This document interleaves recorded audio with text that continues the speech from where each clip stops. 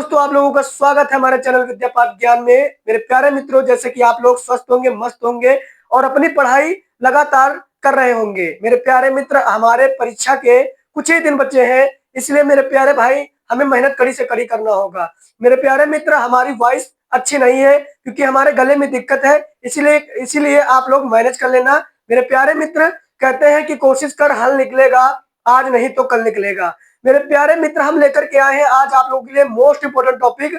मेरे प्यारे मित्र, हमारे कुछ भाइयों ने कमेंट किया कि भैया 2-3 नंबर वाले भी क्वेश्चन बताए जाए, यानी कि 1 नंबर 2 नंबर वाली जो डिफिनेशन पूछी जाती है उन पर बताइए, यानी कि डिफिनेशन अच्छी अच्छी बता दीजिए। तो मेरे प्यारे मित्र, महत्वपूर्ण परिभाषा लेकर के आए हैं हम आज की वीडियो में। तो मेरे प्यारे मित्र, ज्यादा नहीं आज परिभाषा बताएंगे, बट मैं बताने का प्रयास जो भी अच्छी अच्छी है आज की वीडियो में बताने का प्रयास करूंगा। तो मेरे प्यारे मित्र, चलते हैं अपनी फर्स्ट डिफिनेशन पर, यानी कि फर्स्ट परिभाषा पर, जो कि वेरी वेरी मोस्ट इंपोर्टेंट होने वाली है। तो मेरे प्यारे मित्र, इसको मिस नहीं करना है आप लोगों को और ध्यान से पढ़ना है। और मैं आपको गारंटी के साथ कहता हूं कि आज की वीडियो में मैं आपको परिभाषा रटाऊंगा नहीं, बल्कि समझाऊंगा कैसे हमको याद करना है, कैसे हमको याद रहेगी। तो चलते हैं अपने व्हाइट बोर्ड पर।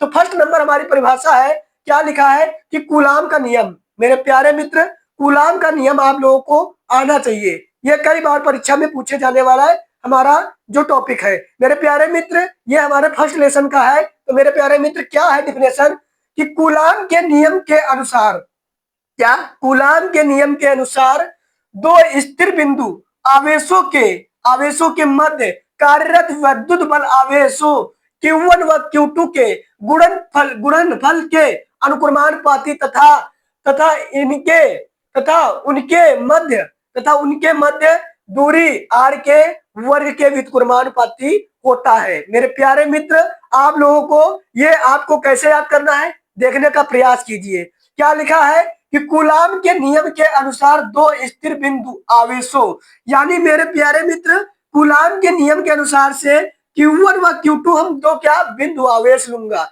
क्या दो बिंदु आवेश लेना होगा। फिर उसके बाद क्या लिखा है कि मध्य कार्यरत विद्युत बल आवेशों, यानी इसमें कोई बल हमारा F लग रहा है, क्या जो बल हमारा F कार्य कर रहा है। तो मेरे प्यारे मित्र, Q व Q2 के गुणनफल के अनुक्रमानुपाती तथा उनके मध्य क्या जो दूरी के वर्ग के, यानी कि ये जो हमारी इनके मध्य की दूरी क्या है मेरे प्यारे मित्र, R है। क्या है? R है।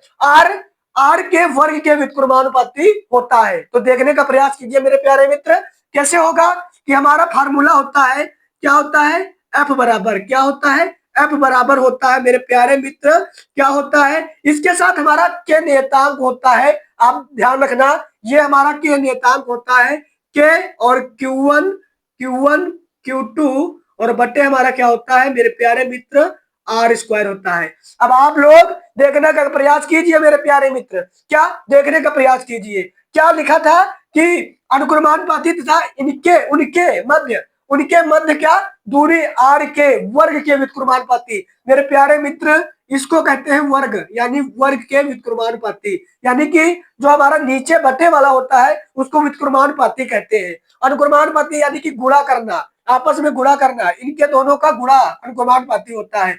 अब बराबर आप लोगों को पता होना चाहिए, ये हमारा के नियतांक है, क्या है, नियतांक है। मेरे प्यारे मित्र, आपको पता होना चाहिए कि हमारा नियतांक है। मेरे प्यारे मित्र, इसका मान क्या रखेंगे, 1/4 पाई एप्सिलॉन नॉट होगा। क्या होगा, 1/4 पाई एप्सिलॉन नॉट होगा। तो यहीं पर के स्थान पर हम लिख देंगे 1/4 पाई एप्सिलॉन नॉट और हमारे यहाँ पर क्या हो जाएगा, Q1 Q2 और बटे हमारा क्या हो जाएगा, R स्क्वायर हो जाएगा। मेरे प्यारे मित्र, क्या हो जाएगा, R स्क्वायर हो जाएगा। 1/4 pi epsilon not Q1 Q2 बटे R स्क्वायर, यानी कि दूरी R के वर्ग के व्युत्क्रमानुपाती होता है। जैसा कि मेरे प्यारे भाई आप लोग समझ गए होंगे, ये जो हमारा बल है, यानी कि F हमारा बल है, Q1 Q2 हमारे आवेश है दो, और बटे हमारी जो दूरी है, यानी कि R जो है हमारी दूरी है। तो चलते हैं मेरे प्यारे मित्र, जैसा कि आपको ये डिफिनेशन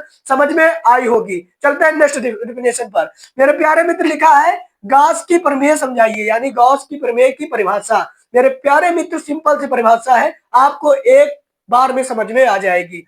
मेरे प्यारे मित्र, ये आपको दिख नहीं रहा होगा मेरे स्क्रीन पर, बट ये हमारा पूरा पृष्ठ है। क्या पृष्ठ है? यानी कि एक गोला है। क्या है? पृष्ठ है। समझने का प्रयास कीजिए परिभाषा को। ये लिखा है गॉस के प्रमेय, गॉस के नियम के अनुसार। क्या? गॉस के नियम के अनुसार क्या लिखा है कि किसी बंद पृष्ठ से गुजरने वाला वैद्युत फ्लक्स, मेरे प्यारे मित्र कोई बंद पृष्ठ है, ठीक है, उससे गुजरने वाला वैद्युत फ्लक्स, क्या? गुजरने वाला वैद्युत फ्लक्स फाई ई है। क्या है?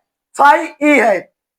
फिर लिखा है उस पृष्ठ द्वारा, उस पृष्ठ द्वारा क्या परिबद्ध है, क्या परिबद्ध कुल आवेश Q का 1/ε0 गुना होता है। मेरे प्यारे मित्र, क्या 1/ε0 गुना होता है। हमारा सूत्र क्या होता है मेरे प्यारे मित्र? आपको सूत्र भी लिखना होगा। यदि परिभाषा लिखा है तो सूत्र भी लिखना होगा। क्या होता है? Phi e. क्या होता है? फाई ई, यानी कि वैद्युत फ्लक्स। क्या? वैद्युत फ्लक्स बराबर हमारा क्या होगा? क्या होगा?